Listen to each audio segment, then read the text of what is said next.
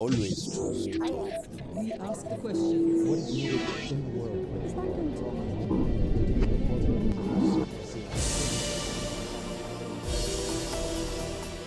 U lipnju 1994. godine u Sarajevu je održan jedan od najznačajnijih koncerata klasične glazbe u BiH.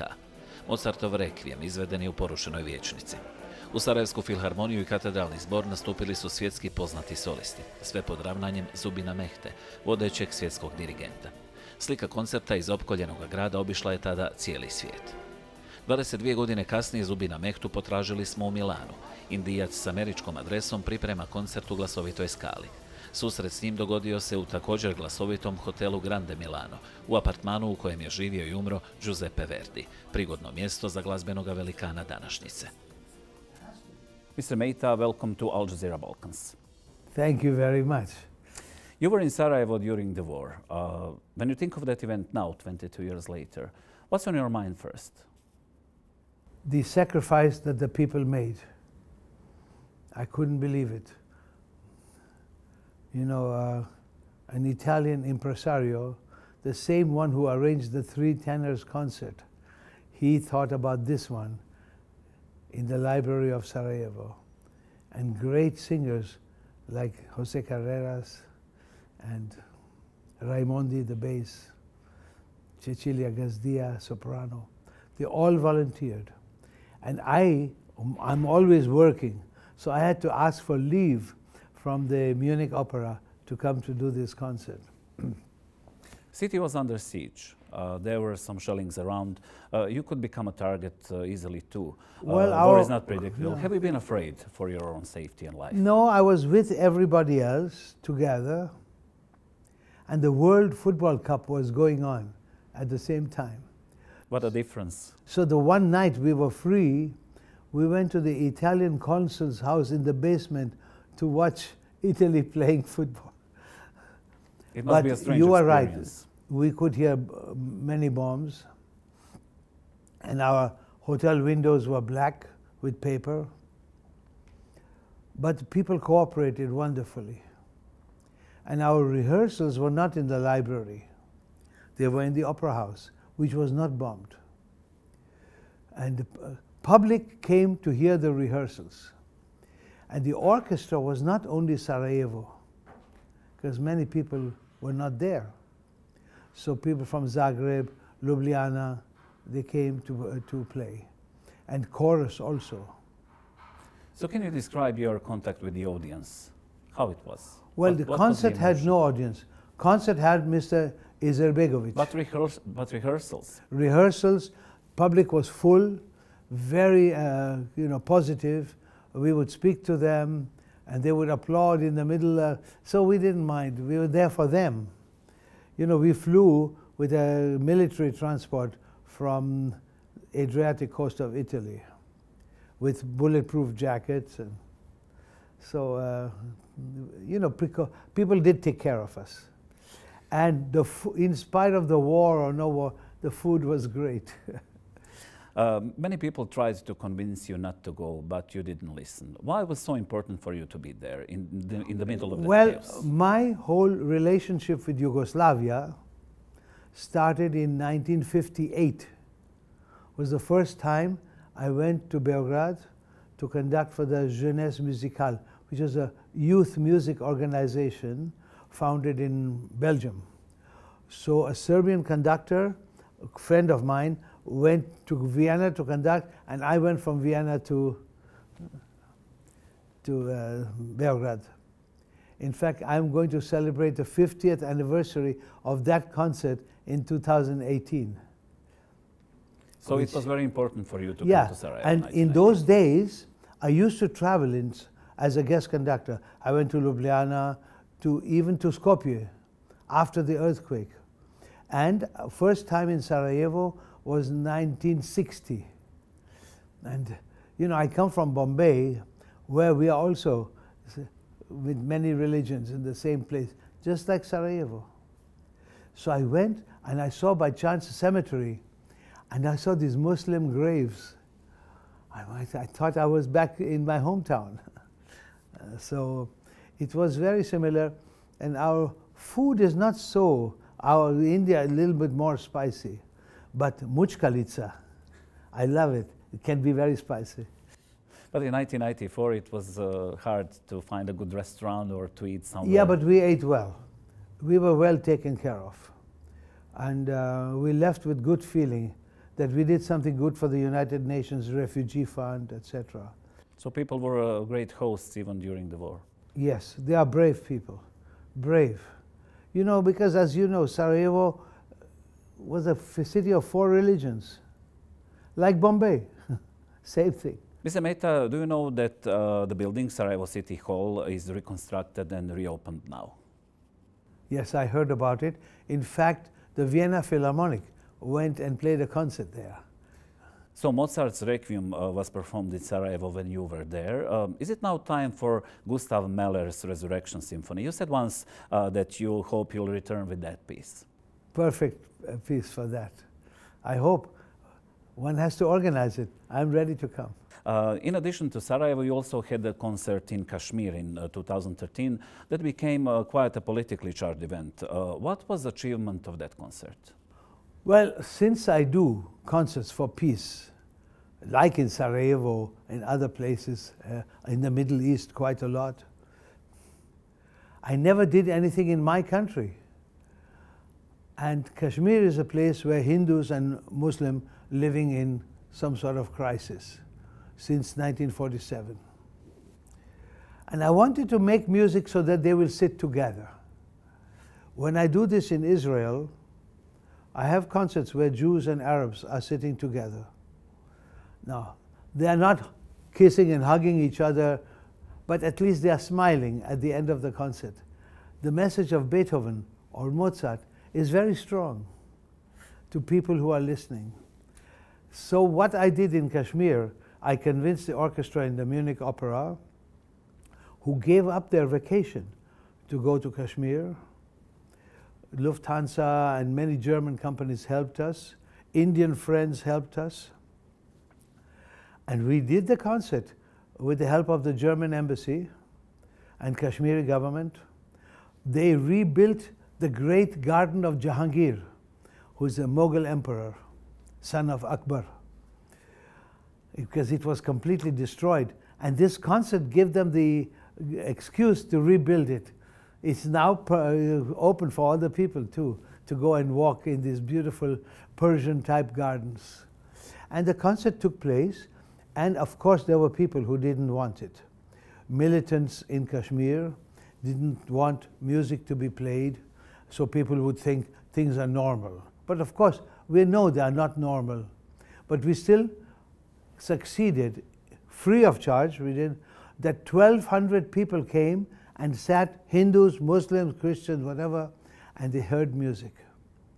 And 70% of Kashmiri heard it on television. So that was a big success from my point of view, that I accomplished something. So there is a role of music in areas of conflict. Absolutely. We must never underestimate the power of music. And I don't talk only about European classical music, any music. You mentioned Israel. You have great connections with that country. You once said that Israel adopted you, that you adopted Israel. How come? Well, it happened by chance. In 1961, a famous conductor fell ill, and they asked me, and I had no job in those days, sitting in Vienna. So I went, and there was immediate musical contact. You know, musicians, doesn't matter what nationality or religion they are.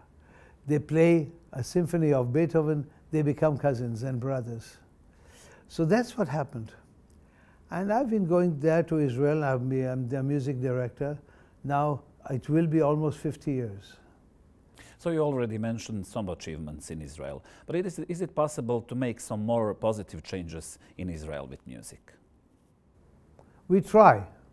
First of all, we try to make more and more concerts with the Arab population in the audience. And I have a foundation in the north of Israel, Shvaram and Nazareth, where we teach free of charge Arab young musicians. And it is my dream that an Israeli Arab will one day play in the Israel Philharmonic.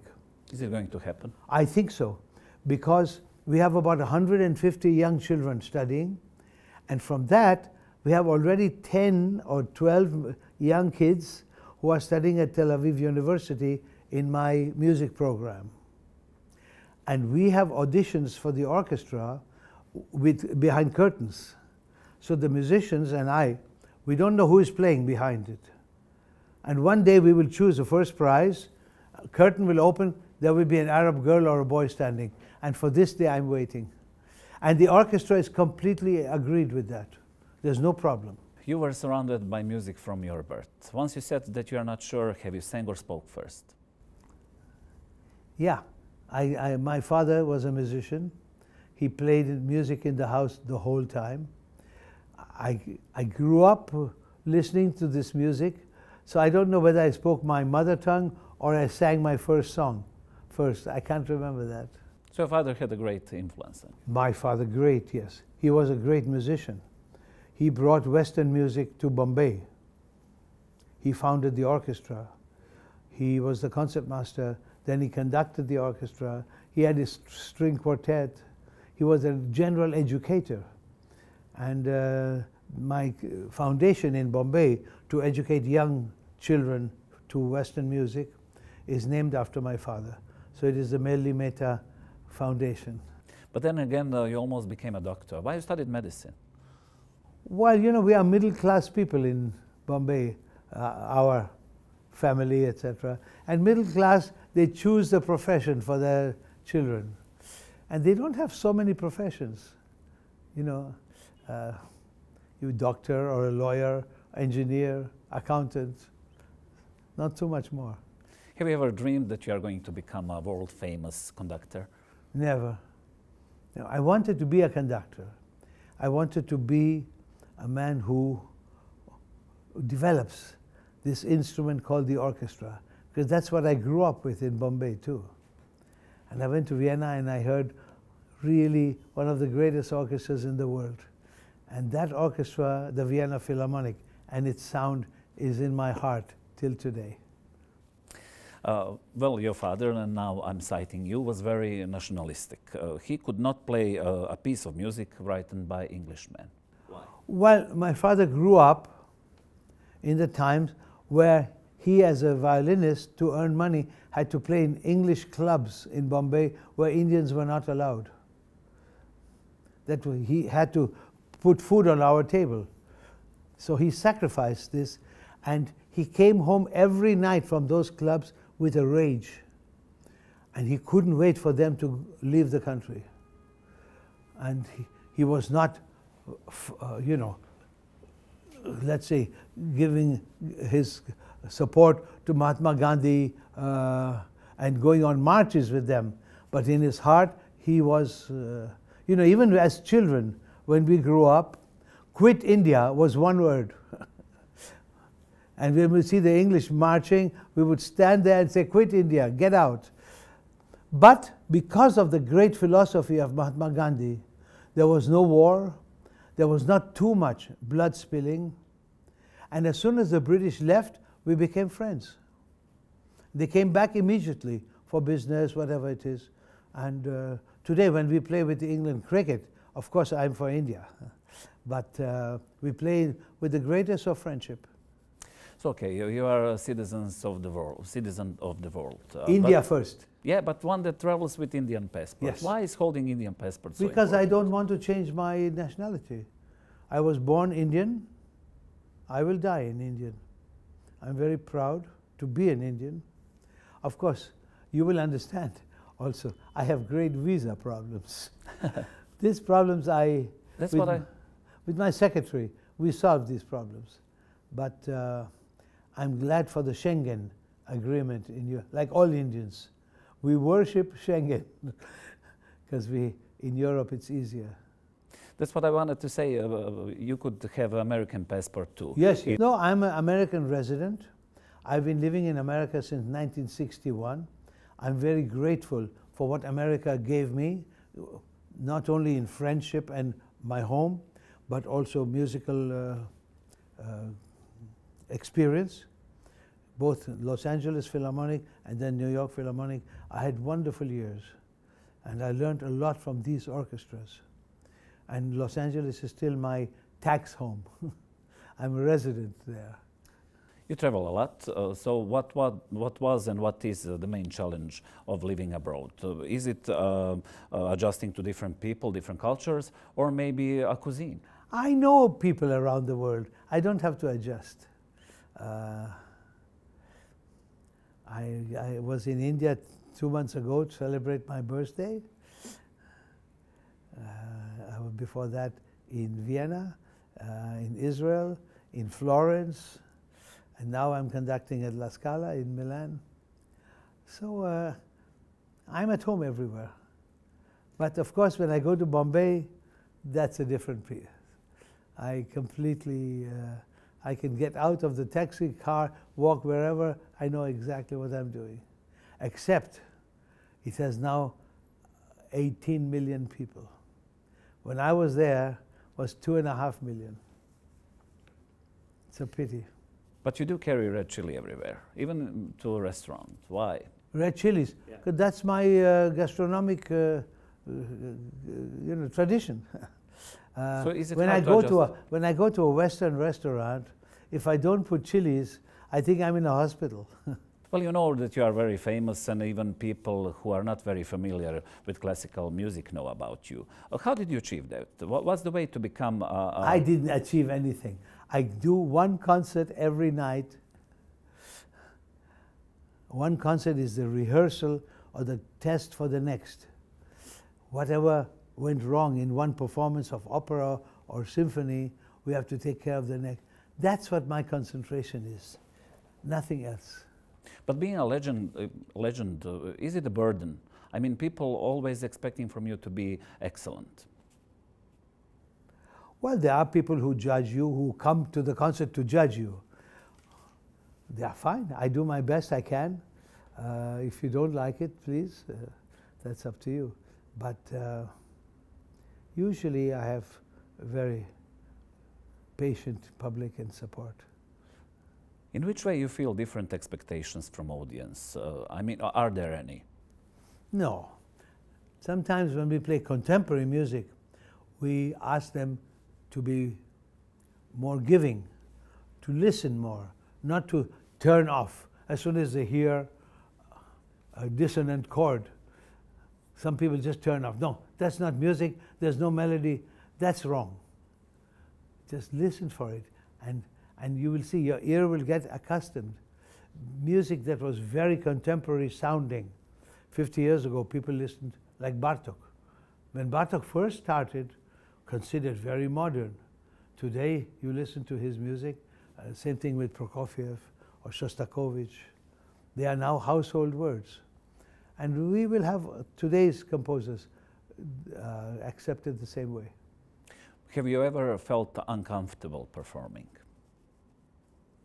Well, if there is a piece of music which we commissioned, means we ordered from the composer and we paid him a fee, and then we are obliged to play this music. Sometimes we don't like it, but we are still obliged to play it. Therefore, I'm a little uncomfortable, but that happens rarely.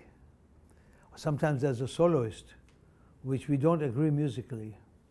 But in my case, at this point, I get to choose the soloist, so it doesn't happen anymore. And when you were younger, something like a rising star? Yeah, then I had soloists who were sometimes not as nice to me because I was a young man, but happened rarely, rarely.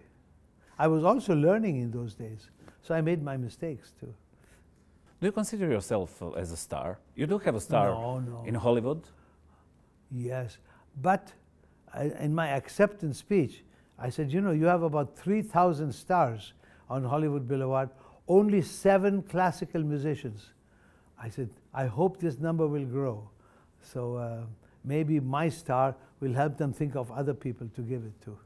Well, this is also a great achievement for classical music. Well, this is an acceptance by my second home city, let's say. My first being Bombay.